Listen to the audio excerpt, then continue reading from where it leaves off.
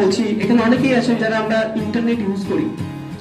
খুব সাইটটা একটু নোট করে নেবেন, তার নাম হচ্ছে অ্যাকিউমস ফার্মাসিউটিক্যাল, AKUMS, অ্যাকিউমস ফার্মাসিউটিক্যাল। এই সাইটটা খুললে আপনার চোখের মধ্যে সবকিছু ক্লিয়ার হয়ে যাবে।